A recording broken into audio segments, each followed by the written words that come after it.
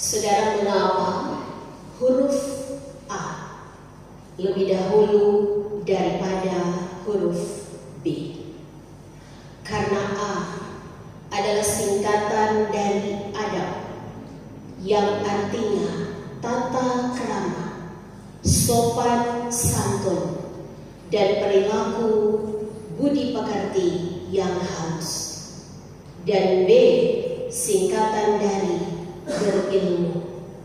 Sehingga dalam perjalanan kehidupan kita, yang paling pertama adalah adab, dan yang kedua adalah ilmu.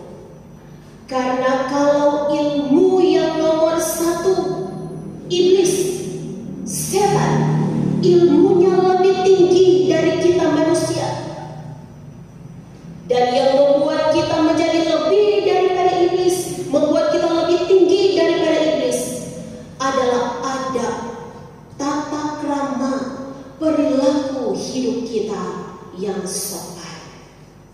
Saudara, tema khotbah firman di minggu ini adalah hormatilah pemimpin dan hiduplah selalu dalam damai seorang dengan yang lain. Ada dua kata sebagai bagian dari adab, sebagai bagian dari tata krama. Yang pertama adalah menghormati, dan yang kedua hidup damai. Saudara, mengapa tema ini diangkat dan disampaikan oleh Rasul Paulus, tetapi juga Silvanus dan Timotius sebagai tim yang menulis surat 1 Tesalonika? 1 Tesalonika pasal 1 ayat 1. Surat ini ditulis sekitar tahun 50 sampai 51 Masehi. Ditujukan kepada jemaat di Tesalonika, yakni ibu kota Makedonia, sekarang bagian utara negara Yunani. Saudara, jemaat ini adalah jemaat yang baru dibentuk oleh Rasul Paulus dalam perjalanan misinya yang kedua. Dalam Kisah Para Rasul 17 ayat 1 sampai ayat 10. Konteks jemaat yang pertama adalah mereka adalah orang-orang percaya yang masih muda secara rohani.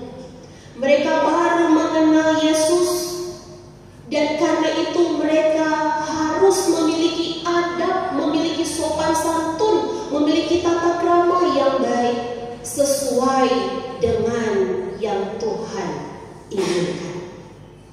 Yang kedua, jemaat di Tesalonika mengalami penganiayaan dari orang-orang Yahudi, dari teman sebangsanya, tapi juga dari penduduk lokal. 1 Tesalonika pasal 2 dicatat ayat 14 sampai ayat 16. Orang Yahudi adalah mereka yang membunuh Yesus dan menyalibkan, mereka yang membunuh para nabi dan para rasul. Tetapi juga di ayat 15 1 Tesalonika pasal 2 dicatat bahwa apa yang berkenan kepada Allah tidak mereka pedulikan, dan mereka memusuhi semua manusia, di dalamnya orang-orang Kristen di Tesalonika. Lalu saudaraku, yang ketiga, ada juga kekhawatiran dan rasa bingung dari orang percaya di Tesalonika tentang kedatangan Yesus yang kedua kali dan orang-orang yang telah meninggal.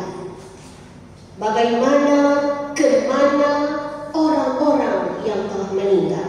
1 Tesalonika pasal 4 ayat 13 sampai ayat 18. Lalu yang keempat, Rasul Paulus sebagai Bapa rohani sangat peduli dengan pertumbuhan rohani jemaat di Tesalonika.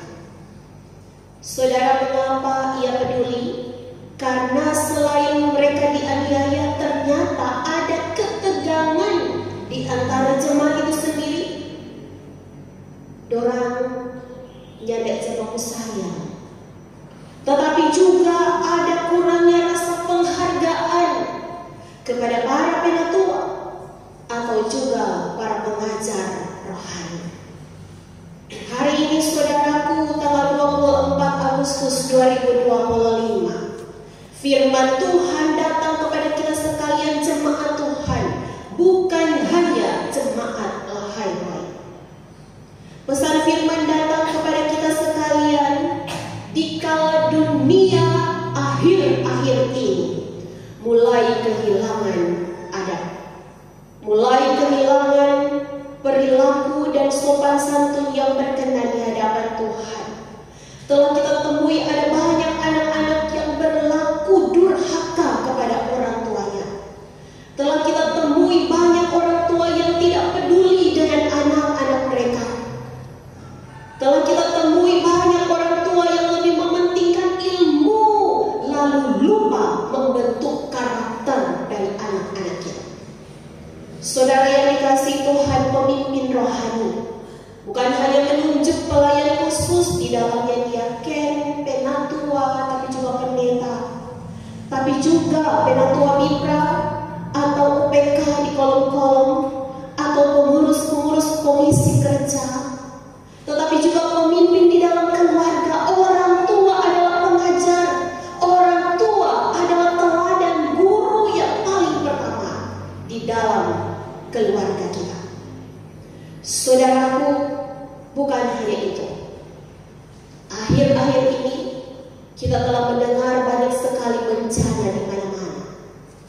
Di Kabupaten Poso, Sulawesi Tengah, gempa bumi 6, skala Richter mengambil nyawa.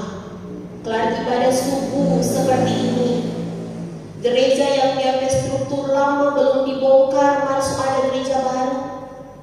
Tak kala gempa, maka struktur lama itu rubuh, 2 jemaat tertimpa dan meninggal dunia.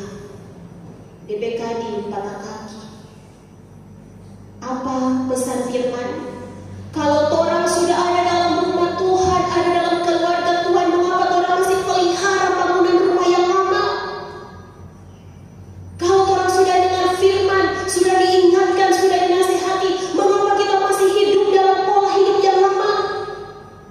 Sebab pola hidup yang lama itu yang akan menyebabkan kita binasa. Saudaraku, telah ada ramalan dari BMKG. Ada 2 selat Mentawai dan selat Sunda akan mengalami gempa bumi megatrust 8,9. Dan di dalamnya disebutkan Manado juga Bitung akan menjadi kota tujuan. Saudara, ini ramalan, tetapi Tuhan kita yang pegang kendali. Tuhan kita yang punya kuasa. Karena itu apa yang harus kita lakukan hari-hari ini, saudaraku,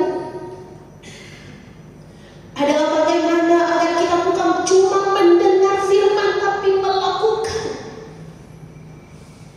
Pesan firman datang kepada kita yang pertama di saat ini.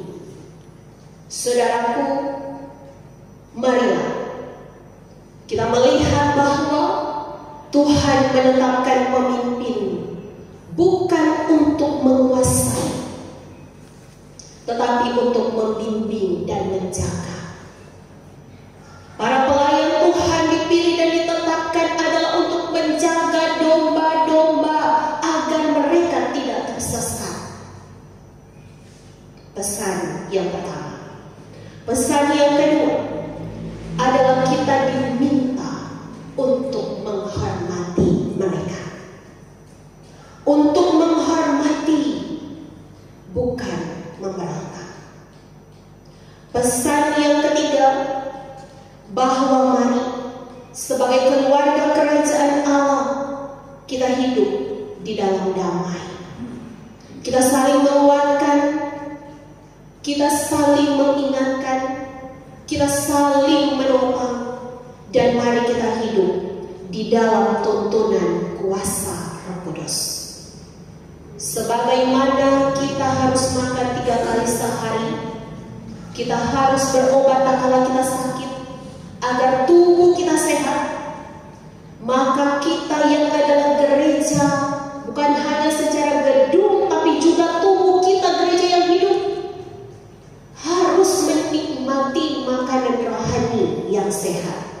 Supaya apa? Supaya tubuh Kristus ini juga sehat dan kuat. Dan 2 kata tadi adalah menu yang sehat yang harus kita nikmati.